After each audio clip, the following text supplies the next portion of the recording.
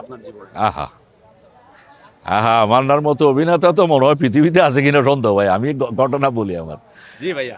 ঘটনাটা হইলো কি, মান্না সাহেব যেদিন মারা গেল, ওদিন রাতে রাতে একসঙ্গে চাটা ওখানে কাছে যাই হোক, যেদিন মারা গেল সকালে তো আমরা শুনলাম, আসলাম।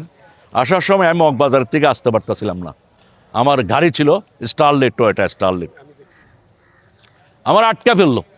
আমি নিজে ওখান থেকে আসতে পারবো কিনা সন্দেহ, মানে এত মানুষ। আমি ব্রুস লির স্টোরি পড়ছিলাম, লিজেন্ড, মার্শাল আর্টের প্রবর্তক যাকে বলে, ব্রুসলি। মার্শাল কিং ওয়ার্ল্ডের মধ্যে। না, কিং অফ কুংফু যাকে বলে, king of kung fu. Kung fu king. হ্যাঁ, তো ওর মৃত্যুতেও আমি পড়ছি 73-তে মারা গেছে, 20 জুলাই 73-তে। ওর ওখানে দেখছি আমি এরকম স্টিগমা পাই নাই। আমাদের মহানায়ক বলে মান্না সাহেব যেদিন মারা গেছে, যে লুক দেখছি, মানে এটা কল্পনা, এটা না বুঝলে আসলে সব দিক দিয়ে ক্রস বন্ধ হয়ে গেছে। আমরা এক পর্যায়ে চিন্তা করলাম, এফডিসি কর্তৃপক্ষ, পরিচালক, সম্মানিত শিল্পী সবাই চিন্তা করলো হেলিকপ্টার দিয়ে আমরা তাকে শহীদ মিনারে নিয়ে যাবো। ওটা পর্যন্ত শেষ পর্যন্ত আমরা তাকে নিতে পারিনি। এরকম কতগুলি ব্যাপার হয়েছিল। তো মান্না সাহেবের সঙ্গে এটা, মান্না সাহেব যেদিনই মারা গেছে তারপরের দিনই মনে করেন যে ইন্ডাস্ট্রি পতন শুরু হয়ে গেছে ভাই। যে যেটাই বলুক, কারণ এর প্রতিবাদী মানুষ ইন্ডাস্ট্রিতে আর নাই। মান্নার মতো প্রতিবাদী অনেকে অনেক কিছু বলে, হ্যান দেন অমুক সমুক বলে, মান্নার মতো প্রতিবাদী মানুষ কিন্তু নাই। কিন্তু এই যে মানুষের জন্য, শিল্পীদের জন্য, পরিচালকের জন্য যে সম্মান, যে ভালোবাসা ছিল, আর একটা কোনো হিরো, কোনো আর্টিস্ট খুব কম, হয়তো দু একজন আছে, কিন্তু মান্নার মতো ছিল না। মান্না অলওয়েজ প্রতিবাদী মানুষ ছিল। মান্না একটা ছবিও করছিল, প্রতিবাদী কি জানি, একটা প্রতিবাদী মাস্টার। আমি আর্টিস্ট ছিলাম, মিশা সাহেব ছিল ও ছবির প্রযোজক। হ্যাঁ, আমি আর্টিস্ট ছিলাম, মান্না সাহেব প্রতিবাদী মাস্টার থাকে। তো হ্যাঁ, ছোটকু ভাই, আমরা 53 শুটিং করছিলাম। তো মান্না সাহেবের মাঝে আসলে বলা মানে বইলা শেষ করা যাবে না, এত একটা সিরিয়াস মানুষ ছিলেন। আরে ভাই, স্মৃতি বহুত আছে ভাই, স্মৃতি বলেন, আমি বলি আপনাকে। আমাদের বলি, মান্না সাহেবের সঙ্গে একটা মেইন স্মৃতি হইলো আমার কক্সবাজার হোটেল কসকোয়া। হ্যাঁ, তো পপির সাথে আমার সিন মান্না ভাই ইন করবে। তো আমাদের ফাইটারটা ছিল আরমান সাহেব। তো আমি তো তখন মানে ফুল ইয়ং অ্যাকশন, আমার হাতে তো তখন মনে করে মারলে বাতাস যায়, কি বাতাস, কি কেউ হিরোরা ভয় পায়, বলে যে এটা কোবরা কি করে, এরকম স্পিডে মারলে ফাইট করবো না তার সঙ্গে, এরকম বলে হিরোরা। মান্না ভাই বলে এটা আপনি এত স্পিডে মারেন কে, এত স্পিডে কেল লাগে মারেন মেয়ে, ভয় লাগে মেয়ে, এরকম একটু দুষ্টুমি করে বলতো আর কি। তো যাই হোক, আমাকে একটা ফাইট ডাইরেক্টর আরমান সাহেব একটা মার্ক দিছে এখানে মারার জন্য। আমি ঠিকই এখানে মারছে, সে এরকম করছে মতো এই জায়গায় নিচের জায়গায় লেগে গেছে। লেগে যাওয়ার পরে স্ট্রেট পড়ে গেছে সে। পড়ে যাওয়ার পরে প্রায় 1 থেকে 2 ঘন্টা অফ।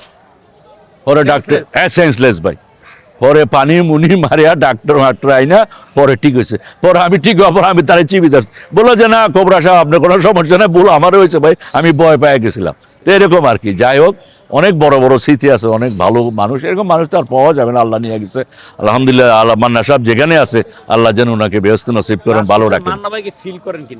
হ্যাঁ, ফিল করি মানে আমার মনে হয়, আমি তো একজন এত বড় আর্টিস্ট তো না ভাই। আমার কাছে মনে হয় এখানে যারা বড় আর্টিস্ট, বড় পরিচালক, বড় ক্যামেরাম্যান বা কলা কুশলী, প্রত্যেকেই মান্নার কথা ফিল করে, প্রত্যেকেই ফিল করে।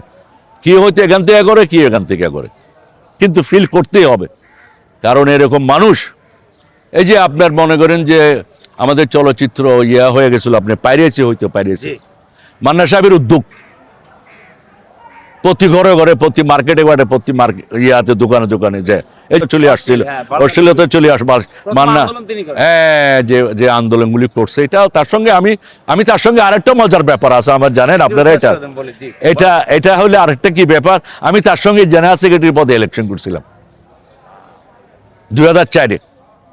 সে জেনারেল সেক্রেটারি, আমিও জেনারেল সেক্রেটারি। আমি এর আগে কালচারাল সেক্রেটারি ছিলাম শিল্পী সমিতির। 2000 সালে, 2004-এ আসা, ওর সঙ্গে আমি ইলেকশন করলাম। আমি হারছি, ও জিতছে, এটা তো ও জিতারের কথা।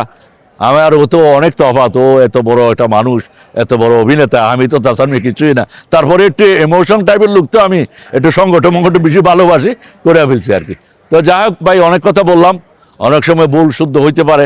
হ্যাঁ, আবার দর্শকের উদ্দেশ্যে বলবো, মান্না হয় না কেন, কি ছিল অভাবটা? না, মান্না তো হবে না কেন? মান্না তো না হওয়ার এখানে, যদি আপনার রাস্তা যদি ভুল থাকে, আপনি গাড়ি চালাইতে পারবেন না। তো রাস্তা যদি ভাঙা থাকে, রাস্তা যদি আপনার আমি মনে করেন গাড়ি চালাই, হ্যাঁ 80 সাল থেকে আমি নিজে ড্রাইভ করি। এখন রাস্তা যদি ভাঙা থাকে ওই গাড়ি তো ঠিক মতো চলবো না। এখন যারা রাস্তা তৈরি করবে ওরকম লোক লাগবে, তো ইন্ডাস্ট্রির লোকে তো রাস্তা তৈরি করতে হবে, তাহলে মান্না সাহেব তৈরি হবে, তাহলে সাকিব খান তৈরি হবে, আরো কত সাহেব একরা তৈরি হবে, তাই না?